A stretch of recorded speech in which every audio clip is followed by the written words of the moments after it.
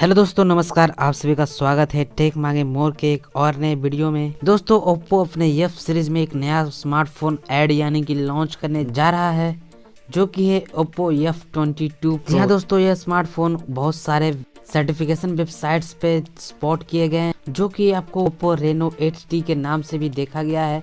लेकिन दोस्तों, आशा किया जा रहा है, बहुत सारे रूमर्स निकल कर आ रहे हैं कि यह स्मार्टफोन इंडिया में ओप्पो F22 Pro के नाम से लॉन्च हो सकता है या फिर ओप्पो F23 Pro के नाम से। यह स्मार्टफोन अभी ओप्पो रेनो 8T के नाम से स्पॉट किया गया है। तो दोस्तों, आइए जानते हैं इस स्मार्टफोन के बारे में डिटेल से, यानी कि ओप्पो F22 Pro के स्मार्टफोन के बारे में डिटेल से, इसके सारे स्पेक्स, प्राइस और साथ ही में लॉन्च डेट के बारे में भी। तो दोस्तों, सबसे पहले बात करें इस स्मार्टफोन की थिकनेस की, तो इसकी थिकनेस आपको 7.89 mm देखने के लिए मिल जाएगा और इस स्मार्टफोन का वेट आपको 178 ग्राम देखने के लिए मिल जाएंगे। और इस स्मार्टफोन में आपको सिक्योरिटी वाइज इसकी डिस्प्ले पे ही आपको इन डिस्प्ले फिंगरप्रिंट सेंसर देखने के लिए मिल जाएगा। तो दोस्तों, अब आगे बढ़ते हैं, बात कर लेते हैं ओप्पो F22 Pro की डिस्प्ले के बारे में। तो इस स्मार्टफोन में आपको 6.67 इंच का एक OLED डिस्प्ले देखने के लिए मिल जाता है, जिसका रिफ्रेश रेट आपको 120 हर्ट्ज देखने के लिए मिलता है। और साथ ही इसकी डिस्प्ले में आपको 10 बीट का कलर डेप्थ देखने के लिए मिल जाएगा। और इसकी डिस्प्ले फीचर्स की बात करें तो इसमें आपको विविड मोड, जेंटली मोड और sRGB जैसा बहुत सारा फीचर्स देखने के लिए मिल जाएगा। और इसकी डिस्प्ले पे आपको पंच होल वाला कटआउट देखने के लिए मिल जाएगा। तो दोस्तों, अब आगे बढ़ते हैं, बात कर लेते हैं इस स्मार्टफोन की कैमरे के बारे में।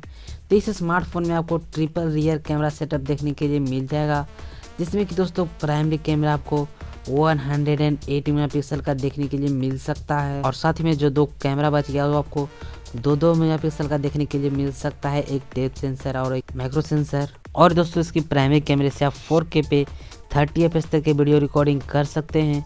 और बात करें इसकी फ्रंट कैमरे की, तो इसकी फ्रंट में आपको 32 मेगापिक्सल का सेल्फी कैमरा देखने के लिए मिल जाता है। तो दोस्तों, अब आगे बढ़ते हैं, बात कर लेते हैं इस स्मार्टफोन की परफॉर्मेंस के बारे में। तो इस स्मार्टफोन में आपको क्वालकॉम की तरफ से आने वाला क्वालकॉम स्नैपड्रैगन 6 Gen 1 का चिपसेट देखने के लिए मिल जाता है, यानी कि इसमें आपको 695 वाला 5G चिपसेट देखने के लिए मिल जाएगा। और दोस्तों, इसमें रैम आपको 8GB रैम देखने के लिए मिलेगा, साथ में 5GB का वर्चुअल रैम देखने के लिए मिल जाएगा, यानी टोटल मिला के आपको 13GB का रैम देखने के लिए मिल जाएगा, जो कि LPDDR4X पे बेस्ड है।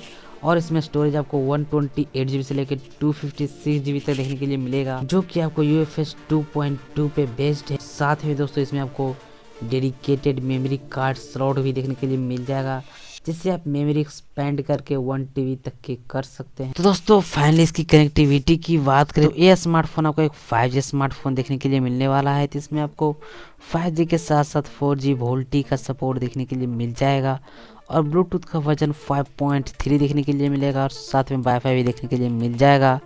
और बात करें इस स्मार्टफोन की बैटरी बैक के बारे में, तो इस स्मार्टफोन में आपको 4800 mAh का बैटरी देखने के लिए मिल जाएगा, जिसे चार्ज करने के लिए दोस्तों इसमें आपको 67 वाट का फास्ट चार्जिंग का सपोर्ट दिया गया है। साथ ही में इस स्मार्टफोन में आपको रिवर्स चार्जिंग का भी फीचर्स देखने के लिए मिल जाता है। दोस्तों, फाइनली अब बात कर लेते हैं इस स्मार्टफोन की प्राइस और लॉन्च डेट के बारे में।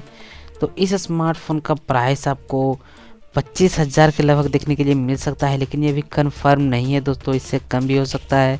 और बात करें इसकी लॉन्च डेट की, तो ये स्मार्टफोन आपको 2023 के फरवरी महीने में देखने के लिए मिल सकता है। इसका लॉन्च डेट भी कोई कंफर्म नहीं हुआ है। दोस्तों, अगर जानकारी अच्छी लगी हो तो प्लीज़ वीडियो को लाइक कर दीजिएगा, और चैनल पे नए हैं तो प्लीज़ चैनल को सब्सक्राइब करके बेल आइकन प्रेस कर दीजिएगा। तो मिलते हैं नेक्स्ट वीडियो में नए टेक न्यूज के साथ।